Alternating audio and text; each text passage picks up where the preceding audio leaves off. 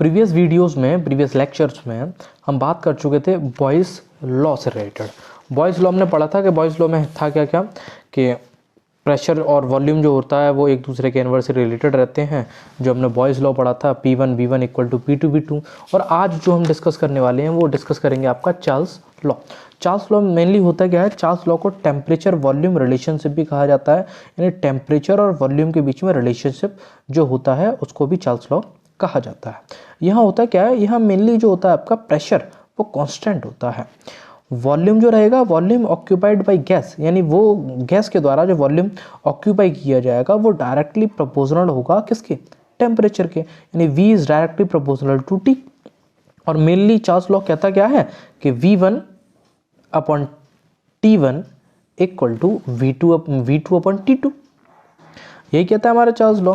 अब डिस्कस करें अब इसमें कि जैसे जैसे आप वॉल्यूम बढ़ाते जाएंगे टेम्परेचर भी आपका बढ़ता हुआ जाएगा। एग्जाम्पल के लिए ये एक बीकर ले रखा है जिसमें ये आपका सॉल्यूशन है, यहाँ एक पिस्टन लगाई गई है। पिस्टन पे अगर मैं इधर वेट रख दूँ, आपका एक वेट इधर रखा हुआ है और एक वेट इधर रखा हुआ है, दो अलग अलग वेट अगर मैं इस पर प्रेशराइज करना शुरू कर दूँ, प्रेशर करना इस पर शुरू कर दूँ, यानी प्रेशर तो कांस्टेंट रखना है, तो कितना भी वेट लगा दें उससे हमें कोई मतलब नहीं है। अब इसमें जो वॉल्यूम प्रेजेंट है आपका, ये जो वॉल्यूम प्रेजेंट है, यहाँ से हम जैसे जैसे टेम्परेचर को बढ़ाते जाएंगे वॉल्यूम क्या होता चलेगा, आपका बढ़ता चलेगा। नॉर्मल एक कंडीशन बन रही है, ये टेम्परेचर T1 पर मैं टेम्परेचर दे रहा हूँ वॉल्यूम V1 को, एक कंडीशन ये हो गई। दूसरी कंडीशन क्या है, दूसरी कंडीशन ये है कि टेम्परेचर T2 पर, यानी कि यहाँ जो टेम्परेचर नॉर्मल था उस नॉर्मल टेम्परेचर को मैंने कर दिया इंक्रीज। अब नॉर्मल को नॉर्मल टेम्परेचर इंक्रीज करेंगे, यानी टेम्परेचर आपने बढ़ा दिया, टेम्परेचर बढ़ाएंगे तो वॉल्यूम भी तो बढ़ेगा।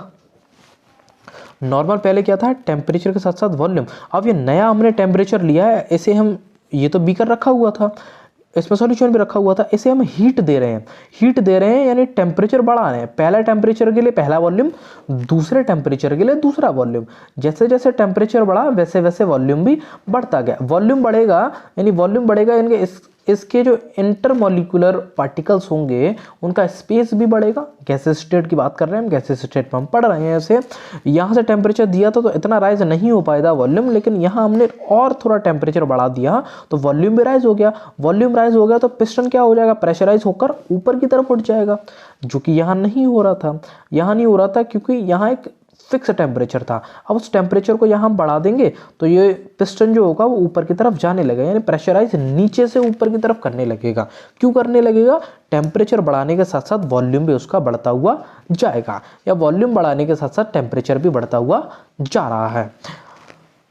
चार्ल्स लॉ हम पढ़ रहे थे, V is directly proportional to T, यानी कि क्या क्या रहा था, volume occupied by a gas, volume जो ऑक्यूपाई किया जा रहा है गैस के द्वारा वो डायरेक्टली प्रोपोर्शनल होगा अपने ही टेम्परेचर के।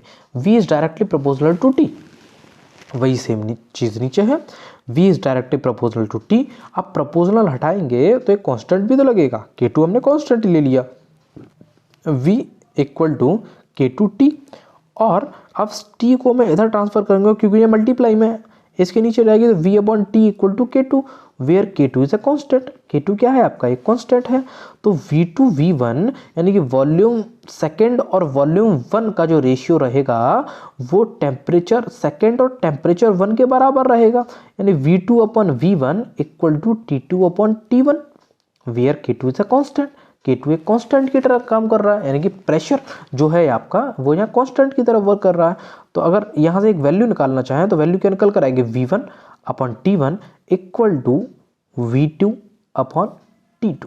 अब वैल्यू देखेंगे K2 की, यानी कि जो कांस्टेंट है आपका प्रेशर, जो कांस्टेंट निकल कर आया है वो डिपेंड किस पर करेगा, यानी K2 की वैल्यू किस किस पर डिपेंड करेगी, value of K2 depends upon, पहली जो डिपेंड करेगी pressure of a gas, gases के प्रेशर पर डिपेंड करेगी। दूसरा वो गैस कितनी है उसके अमाउंट पर डिपेंड करेगी। तीसरा यूनिट्स ऑफ वॉल्यूम V पर डिपेंड करेगी। यही आपका चार्ल्स लॉ होता है।